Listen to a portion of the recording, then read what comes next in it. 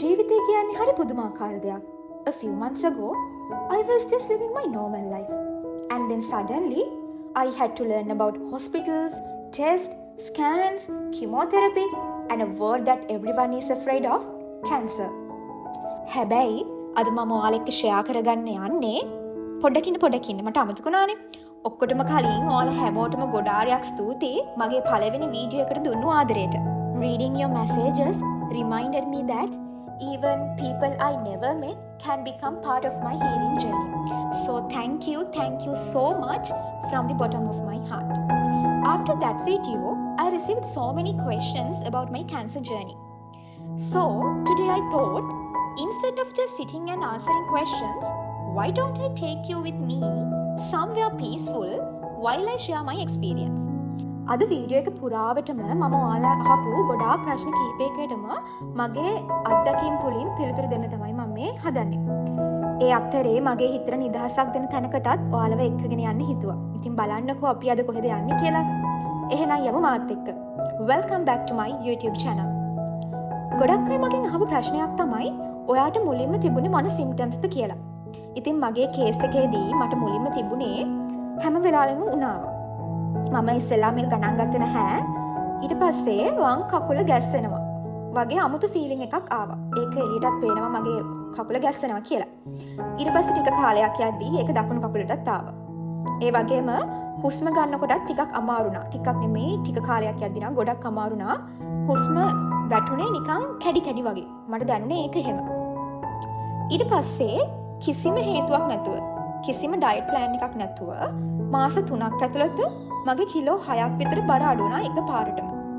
තද කොන්දේ අමාරුවකුත් තිබුණා. ඒක තමයි මම හිතන්නේ මට පළවෙනියටම ආවේ. ඔව් බෑක් පේන් එක තමයි මුලින්ම ආවේ. ඒ කාලේ මට ඉතින් හිතුන්නේ නැහැ මේ ඔක්කොම එකට සම්බන්ධයි කියලා. මම ඉතින් හිතුවේ මේක නිකන් නෝමල් වෙන්න පුළුවන් දෙයක් කියලා. හැබැයි මෙතනදී මම කියන්න වැදගත්ම දේ තමයි මට තිබුණු සිම්ප්ටම්ස් ඔයාටත් ඒ විදිහටම තියෙන්න ඕන කියලා නැහැ. ඒ වගේම මේ වගේ සිම්ප්ටම්ස් තිබුණා කියලා අනිවාර්යයෙන්ම ඔයාට කැන්සර් එකක් වෙන්නෙත් නැහැ.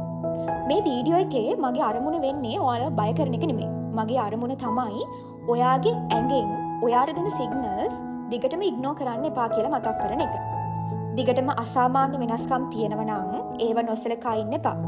ડોක්ටර් කෙනෙක් හම්බ වෙලා ඒව පරීක්ෂා කරගන්න. මොකද ඕනම ලෙඩක් වුණත් ඉක්මනින් හොයාගන්න පුළුවන් වුණොත් ඒක තමයි තියෙන ලොකුම වාසිය. තවත් ගොඩක් අය මගෙන් අහපු ප්‍රශ්නයක් තමයි හරියටම කැන්සර් ටයිප් එක හඳුනාගන්නේ කොහොමද කියලා. ඇත්තටම කියනවා නම් ඒක එක ටෙස්ට් එකකින් හරි එක දවසකින් හරි හොයාගත්ත දෙයක් නෙමෙයි.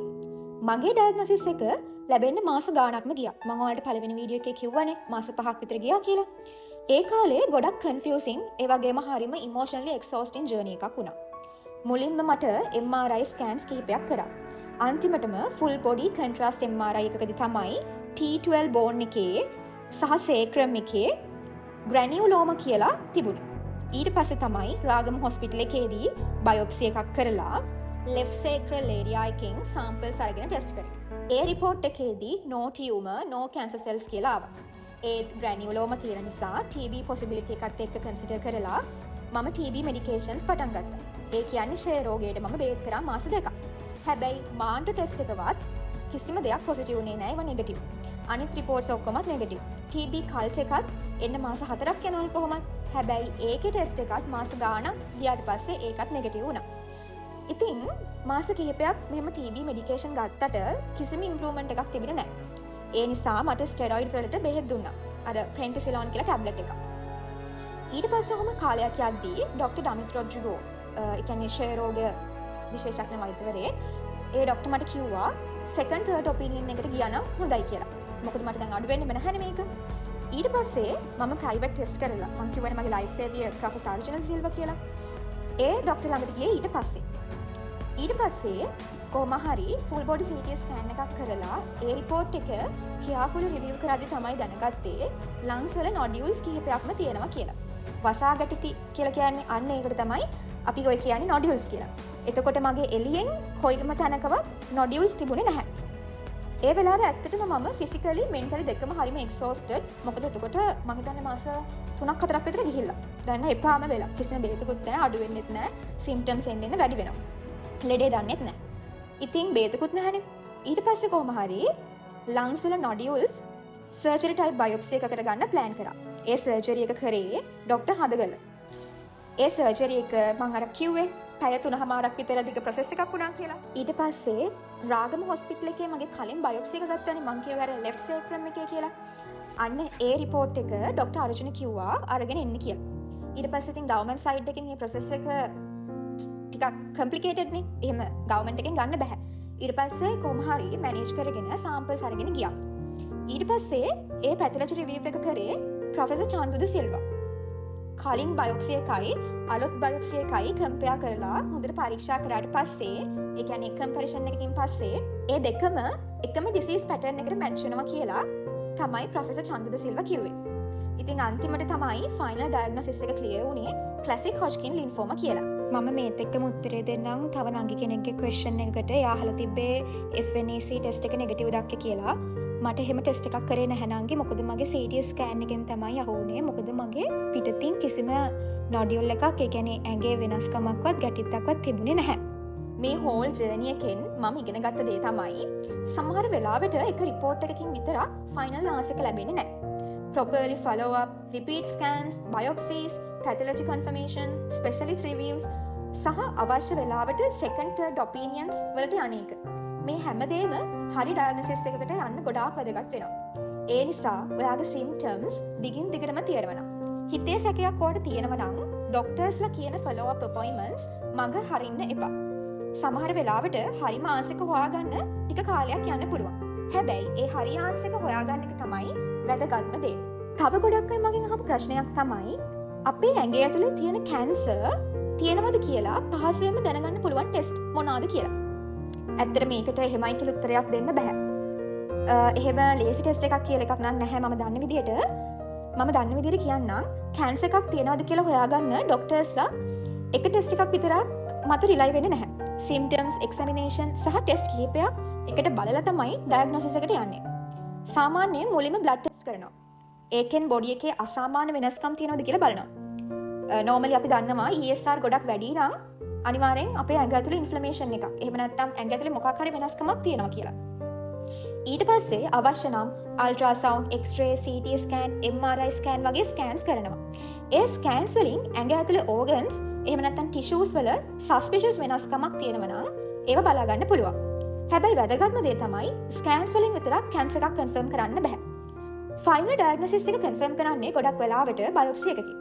biopsy එකේදී suspicious area එකෙන් පොඩි ටිෂු සාම්පල් එකක් අරගෙන එහෙම තමයි ඒක කැන්සර් එකක්ද නැද්ද එහෙමත් නැත්නම් ඒ කැන්සර් එකේ ටයිප් එක මොකක්ද කියලා හරියටම තහවුරු කරගන්න පුළුවන්. ඉතින් සරලවම කියනවා නම් බ්ලඩ් ටෙස්ට් සහ ස්කෑන්ස් වලින් ડોක්ටර්ස්ලට සැකයක් අල්ලගන්න පුළුවන්.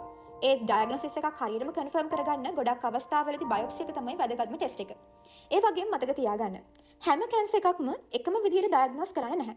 ඒක සිම්ප්ටම්ස්, බොඩි එකේ එෆෙක්ටඩ් ඒරියා සහ කැන්සර් ටයිප් එක අනුව වෙනස් වෙන්න පුළුවන්. ඒ නිසා තමයි ડોක්ටර් කෙනෙක්ගේ ගයිඩන්ස් එකෙන් අවශ්‍ය ටෙස්ට් තෝරගෙන කරගන්න එක ඉතාමත්ම වැදගත් වෙන්නේ. තවත් ගොඩක් අය මගෙන් අහන ප්‍රශ්නයක් තමයි ඔයාගේ කැන්සර් එක පොඩි කාලේ ඉඳන් තිබුණ එකක්ද නැත්නම් මෑතකදී හැදුන එකක්ද කියලා. ඇත්තටම ඒකට එහෙම පිළිතුරක් දෙන්න බෑ. මොකද ඒක කැන්සර් එක වර්ගය අනුව වෙනස් වෙනවා. ගොඩක් කැන්සර්ස් පොඩි කාලේ ඉඳන් තියෙනව නෙවෙයි. බොහෝ වෙලාවට ජීවිතේ පස්සේ කාලෙකදී සෙල්ස් වල වෙනස්කම් එකතු වෙමින් ඩෙවලොප් වෙනවා. සමහර කැන්සර්ස් ඉක්මනින් වර්ධනය වෙනවා. තවත් සමහර ඒවා අවුරුදු ගණනාවක් හිමින් වර්ධනය වෙලා පස්සේ තමයි සිම්ප්ටම්ස් පෙන්වන්න පටන් ගන්නෙ. ඒ නිසා මේක හරියටම පටන් ගත්තේ කවදද කියලා හරියටම කියන්න ගොඩක් වෙලාවට අමාරුයි. මොකද කැන්සර් එක සිම්ප්ටම්ස් පෙන්වන්න කලින් ටික කාලයක් ශරීරයේ තිබිලා වෙන්නත් පුළුවන්. මගේ ඩයග්නොසිස් එක උනේ ක්ලාසික් හොජ්කින් ලින්ෆෝමා. ඒ වගේ ලින්ෆෝමා වර්ගය බොහෝ වෙලාවට පොඩි කාලේ ඉඳන් තියෙනව නෙමෙයි. ඒවා ජීවිතේ පස්සේ කාලෙකදී ඩෙවලොප් වෙලා වෙන්න පුළුවන්. ඒ නිසා මට මේ වීඩියෝ එකෙන් කියන්න ඕන වැදගත්ම දේ තමයි අපේ ශරීරය අපිට දෙන අසාමාන්‍ය වෙනස්කම් දිගටම ඉග්නෝර් කරන්න එපා. දිගටම තියෙන සිම්ප්ටම්ස් හේතුවක් නැතුව වෙනස් වෙන දේවල් නැත්නම් ඔයාට සාමාන්‍ය නොවන දෙයක් දැනෙනවා නම් ඒව නොසලකා හරින්න එපා. ડોක්ටර් කෙනෙක් හම්බ වෙලා පරීක්ෂා කරගන්න. මොකද ඉක්මනින් හඳුනා ගන්න පුළුවන් වුණොත් ට්‍රීට්මන්ට් ඔප්ෂන්ස් වැඩි වෙනවා. ඒ වගේම සුවය ලැබීමේ අවස්ථාවන් වැඩි වෙන්නත් පුළුවන්. තවත් ගොඩක් අය මගෙන් අහන ප්‍රශ්නයක් තමයි ඩයග්නොසිස් එකට කලින් ඔයාට තිබුණු අමාරුම එක්ස්පීරියන්ස් එක මොකක්ද කියලා. ඇත්තටම කියනවා නම් මට ඩයග්නොසිස් එකට කලින් අමාරුනේ ලෙඩේ නෙමෙයි. කොහොම හරි එක දවසක් අපි ආසිරි මෙඩිකල් එකේ ડોක්ටර් කෙනෙක්ව හම්බෙන්න ගියා ෆිසිෂියන් කෙනෙක්. ඒ යන ගමනේ කොහොම හරි මගේ වතුර බෝතලේ හරියට මම වහලා නැති නිසා වතුර මගේ ඇඟේ හැලිලා ඇඳුම තෙමුණා. ඉතින් කොහොම හරි ඒක මෙයම කරගෙන මම ડોක්ටර් ළඟට ගියා. ගිහින් කිව්වා තිබිච්ච සිම්ප්ටම්ස් ඔක්කොම. හැබැයි ඒ වෙලාවේ මගේ කකුල ගැස්සෙන එක තිබුණේ නැහැ. මොකද ඒක හැම වෙලාවෙම එන එකක් නෙවෙයි. ඉතින් ඊට පස්සේ ડોක්ටර් මට කිව්වේ මේ ඇටෙන්ෂන් එක ගන්න කරන්න දෙයක්. ඔයාගේ නෙක්ස්ට් එපිසෝඩ් එක කීයටද පටන් ගන්න කියලා. එළියට ගිහින් ඇවිදින්නත් කිව්වා. අපි හැමෝටම පේන්න කියලා. ඒ මොහොත අදටත් මට අමතක වෙන්නේ නැහැ. මගේ ඇඳුම් ඔක්කොම තෙමිලා. මිනිස්සු වටේ බලාගෙනත් ඉන්නවා. කකුල ගැස්සෙන්නේ නැති වුණාට මට ඇවිදින්න ඇත්තටම අමාරුයි.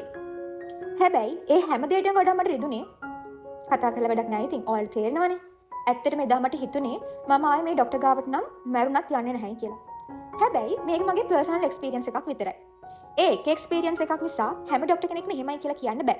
ඇත්තටම මගේ ජර්නි එකේදී මට හම්බ වෙච්ච අනිත් හැම ડોක්ටර්ස්ලම පුදුම තරම් හොඳයි. ඒ නිසා එක නරක එක්ස්පීරියන්ස් එකක් නිසා මුළු මෙඩිකල් ෆීල්ඩ් එකම ජජ් කරන්න බෑ. හැබැයි මේ වීඩියෝ එක බලන ડોක්ටර්ස්ලා ඉන්නවනම් ડોක්ටර්ස්ලා වෙන්න ඉන්න අක්කලා නංගිලා අයියලා මල්ලිලා ඉන්නවනම් පුංචි ඉල්ලීමක් කරන්න තියෙනවා. සමහර වෙලාවට පේෂන්ට් කෙනෙක්ට බෙහෙතකට කලින් ඕනි එයා කියන දේ විනිශ්චය නොකර අහගෙන ඉන්න ડોක්ටර් කෙනෙක්. එයාගේ වේදනාව විශ්වාස කරන ડોක්ටර් කෙනෙක්. ඒ වචන දෙක තුනක් පේෂන්ට් කෙනෙක්ගේ හිතා ගන්නවත් බැරි තරම් ලොකු ශක්තියක් වෙන්න පුළුවන්. ඒ වගේම මේ වීඩියෝ එක බලන කෙනෙක්ටත් මම කියන්න කැමතියි ඔයාට ඇත්තටම මොකක් හරි වැරදි කියලා හිතෙනවා නම් එක ඔපිනියන් එකකින් නවතින්න එපා. තව ඔපිනියන්ස් ගන්න. සමහර වෙලාවට ඒ ඩිසිෂන්ස් තමයි ජීවිතයක් බේරගන්නේ. ඒ නිසා මම ඔයාලට කියන්න කැමතියි ඔයාගේ ඇඟේ ඇතුලෙන් දෙන සිග්නල්ස් අවිශ්වාස කරන්න එපා. කවුරු හරි එකපාරක් ඔයා කියන දේ විශ්වාස නොකලා කියලා ඒකෙන් නවතින්න එපා. ඔයාට තවමත් මොකක් හරි වැරදි කියලා දැනෙනවා නම් තවත් ડોක්ටර් කෙනෙක්ගේ ඔපිනියන් එකක් ගන්න යන්න. ප්‍රශ්නේ දිගටම තියෙනවා නම් ඒකේ හේතුව හොයාගන්න උත්සාහ කරන්න. මොකද සමහර වෙලාවට සෙකන්ඩ් ඔපිනියන් එක තමයි ජීවිතයක් බේරගන්න හේතුව වෙන්නේ. අද මම මේ කතාව කියන්නේ කාවත් වැරදිකාරයෙක් කරන්න නෙමෙයි. මම මේක ෂෙයා කරගන්නේ මගේ එක්ස්පීරියන්ස් එකෙන් තව කෙනෙකුට දෙයක් ඉගෙන ගන්න පුළුවන් වෙයි කියලා. තවත් කෙනෙක්ගේ හරි තමන්ගේ ශරීරය දෙන සංඥා නොසලකා නොහැර අවශ්‍ය වෙලාවට පරීක්ෂා කරගන්න පෙළඹෙනවා නම් ඒක තමයි මගේ මේ කතාවේ ලොකුම ජයග්‍රහණය. තවත් ඇහුව ප්‍රශ්නයක් තමයි ඇත්තටම කිමෝതെරපි මිනිස්සු කියන තරම් අමාරුද? ඉතින් මේකට මම උත්තරයක් දෙන්නම් මගේම එක්ස්පීරියන්ස් එකෙන්. මොකද හැබැයි මේක එක එක්කෙනාගේ ජර්නි එකත් එක්ක ටිකක් වෙනස් වෙන්න පුළුවන්. කිමෝതെරපි කියන්නේ ලෝකෙ පුරාවටම කැන්සර් ට්‍රීට් කරන්න යූස් කරන පවර්ෆුල් මෙඩිකල් ට්‍රීට්මන්ට් එකක්. ඒකේ මේන් පර්පස් එක තමයි කැන්සර් සෙල්ස් වල growth එක නවත්තලා ඒව විනාශ කරන එක. ඇත්තටම කියනවා නම් මුලින්ම කිමෝതെරපි වචනය ඇහෙද්දී මමත් ගොඩක් බය වුණා. මගේ හිතේ තිබුණේ මේක හරිම අමාරු දරා ගන්න බැරි දෙයක් කියලා. ඔව් ඇත්තටම මේක අමාරුයි. හැබැයි ට්‍රීට්මන්ට් එක පටන් ගත්තට පස්සේ මට ටිකින් ටික තේරුණා කිමෝ කියන්නේ බය වෙන්න ඕන දෙයක් නෙමෙයි. ඒ කියන්නේ හීලින් එකට යන ෆයිට් එකක්. මම කිමෝതെරපි සෙෂන්ස් 12ක් කම්ප්ලීට් කරලා තියෙනවා. එතකොට මම ඔනස්ලි කියනවා ඒ ජර්නි එක කොහෙත්ම ඊසි එකක් නෙමෙයි. හැබැයි මම වැදගත්ම දෙයක් තේරුම් ගත්තා.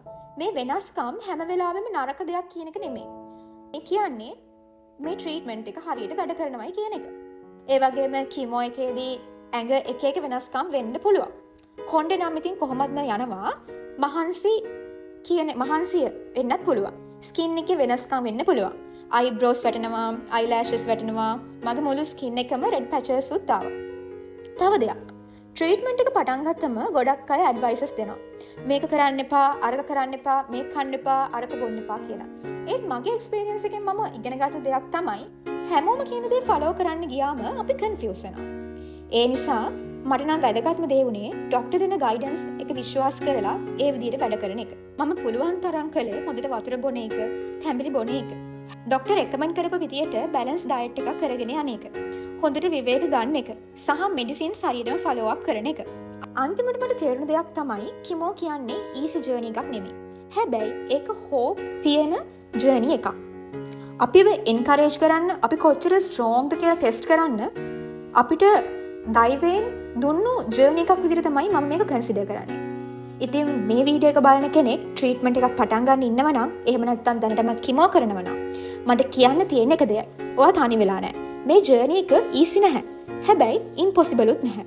ඔයාලා හැමෝටම හොඳ වෙනවා. මේ අමාරු කාලේ පොඩ්ඩක් තදින් අල්ලගෙන ඉන්න. ડોක්ටර් ගයිඩන්ස් එක ෆලෝ කරන්න. ඔයාගේ ඇඟ ඔයාට කියන දේවල් අහන්න. ඔයාගේ ඇඟට ආදරය කරන්න. කරුණාවෙන් සලකන්න. දවසින් දවස ඉස්සරහට අපි යමු. මොකද කිමෝതെරපි කියන්නේ අවසානයේ කියන එක නෙවෙයි. ඒක සුවය බලාගෙන යන එක තවත් පියවරක්. දැන් නම් මට ටිකක් මහන්සි. මොකද අද මගේ ජර්නි එකේ ගොඩාක් පර්සනල් දේවල් ඔයාලත් එක්ක ෂෙයා කරගත්තනේ. මම හිතනවා මේ වීඩියෝ එකෙන් කාට හරි පොඩි ශක්තියක් බලාපොරොත්තුවක් ලැබෙයි කියලා. ඊළඟ වීඩියෝ එකේදීත් ඔයාලා අහපු තව ප්‍රශ්න ගොඩාක් තියෙනවා. ඒ ප්‍රශ්න වලට උත්තර දෙන්න. එක්ස්පීරියන්ස් එකෙන් මම ඉගෙනගත්තු දේවල් තව කෙනෙක්ට ප්‍රයෝජනවත් වෙයි කියලා මම හිතනවා. ඒ නිසා ඉස්සරහටත් මාත් එක්ක මේ ජර්නි එකේ රැඳිලා ඉන්න මම ඔයාලට ආරාධනා කරනවා.